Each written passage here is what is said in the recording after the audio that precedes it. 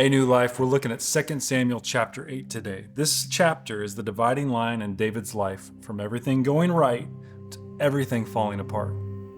In this chapter, David experiences an unbelievable run of victories. It lists tribe after tribe that God delivers into his hands. The Philistines, the Moabites, Hadadezer, and 27,000 of his men, 22,000 Arameans who came to help Hadadezer fight David. In the end, verse 12 says this: David took Edom and Moab, the Ammonites, and the Philistines, and Amalek. That's a lot. I want to ask you a question. How do you handle the victories in your life? Do you acknowledge them? Do you ignore them?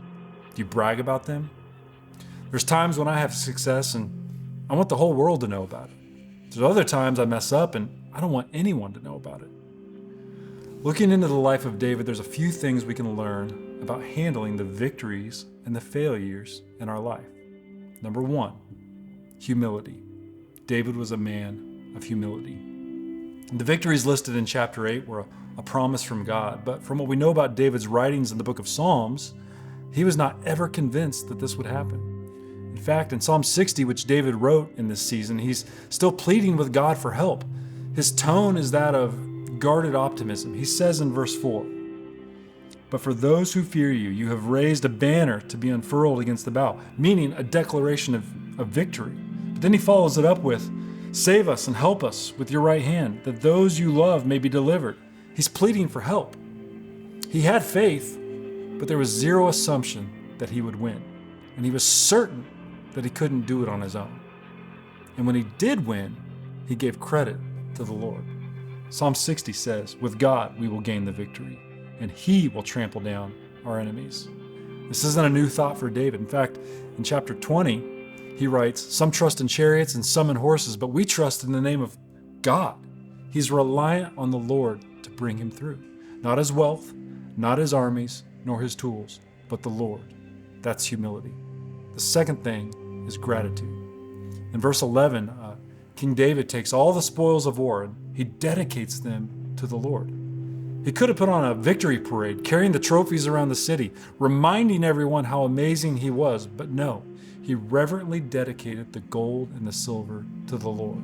This was him giving thanks. How often do we stop and give thanks for the good things that God has done in our lives? A good practice is to start your day with gratitude. On your prayer list in the morning, maybe it's a good thing to write down the things you're grateful for before you petition the Lord for the things you need. This might change your heart. That's gratitude. The third thing is caution. We all need this. Soon after the victory, things fall apart. It's a turning point. He has a moment of brilliance. He takes in Jonathan's son. He didn't have to do that. He had another victory against the Ammonites, but then things fall apart big time. He commits murder. He commits adultery. He loses control of his family. It's a sad story. If you work on a team with me, you'll often hear me talk about moments after a win, leading up to big events that we produce. I often tell our team to watch out for temptations after a season of victory.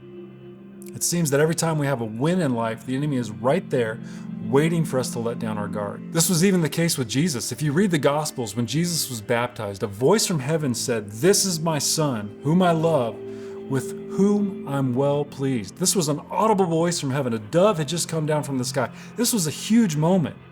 This was when it was declared to the world who Jesus was. Then the following verse says this: "At once the Spirit sent him into the desert, and he was in the desert for 40 days being tempted by Satan." Have you experienced this? Have you had a win at work only to come home and snap at your spouse or your kids? If you're a student, have you studied for weeks for an exam, put everything into it, aced it, only to find yourself with some free time looking at things online that you shouldn't be looking at? Have you had a moment at camp or a retreat where the Spirit of the Lord was stronger than ever, only to come home and tell yourself it wasn't real, to have doubt? Have you celebrated a season of sobriety, a milestone in your life from addiction, and then said, "Well, I deserve just a taste. I can handle it"? These things happen, but you can avoid it. The best thing is to put guardrails around your life to prevent them. Accountability with friends and loved ones.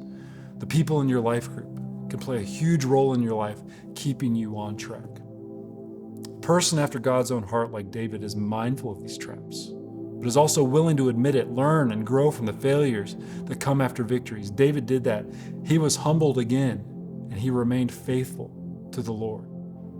Listen, I don't know what season you're in. You may be in a season of victory. You may have some on the horizon. You may have just had one and are looking for what's next. But let's learn from David and remain humble, full of gratitude, and exercise godly caution.